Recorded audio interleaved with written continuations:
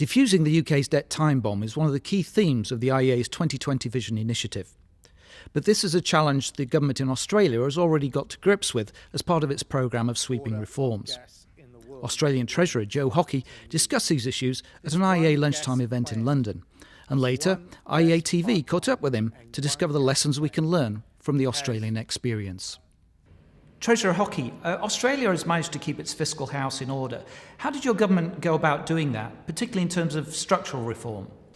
Well, I think the key is that when you have good times, you've got to save the money and ensure that you have the capacity to pay for the tough times without resorting to debt. Now, our political opponents did resort to significant increases in debt and unfortunately locked in structural expenditure that is unsustainable into the medium term. We've got to address that. We are addressing that. But ultimately, if you fix the budget, you can strengthen your economy.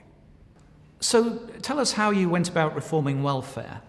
Well, welfare reform is vital to ensure that the support provided by taxpayers is going to those people most vulnerable. Now, we can't continue with a world where there is an expectation of entitlements. Ultimately, entitlements come from the pocket of another taxpayer.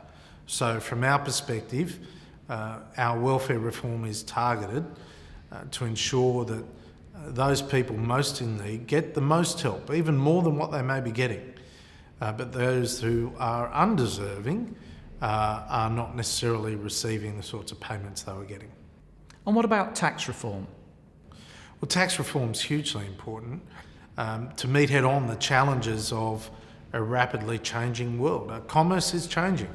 Disruptive technologies are making a difference. And so the taxation base is changing in nature. The forms of tax and the way we collect those taxes need to change as well. Will this give you scope for reducing taxes in Australia? In order to remain competitive, you've got to reduce tax rates. We have an incredibly competitive environment in Asia, but also there's a couple of challenges with competitive tax rates out of Europe, even here in Britain with your low company tax rate. So we need to lift our game. Western countries are really worried about the demographic time bomb here. Can you tell us perhaps how you've tackled that in Australia, in particular with regard to private pension provision? Well, Australia has had private pension provision for some years now. We are building up a very significant pool of private savings that do have tax advantage, and that works in an integrated way with the public sector pension system to ensure that when people do retire, they actually have a good quality of life. Now, on top of that, we've obviously got massive increases in healthcare costs and aged care costs. We're still trying to address some of the structural challenges of those. And also we are lifting the eligibility age for the pension to 70 by 2035. Now, there is credible argument that somewhere in the world a child's been born that's going to live to 150. Well, that's a great world. We've got to make sure that we delay the ageing process along the way, not delay ageing, but delay the ageing process. And in that sense, one of the reasons in the budget we set up a $20 billion medical research fund is to undertake further long-term research into how we can improve quality of life and overall reduce healthcare costs.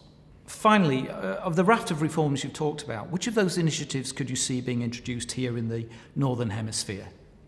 Well, I would start with the Intergenerational report. It's something that our Treasury undertakes every 6 years. It overlays the demographic challenges for the next 40 years with policy initiatives that are going to build a stronger economy and make sure that our fiscal commitments, our spending, is not going to blow out in 10 or 20 years' time as a result of demographic changes.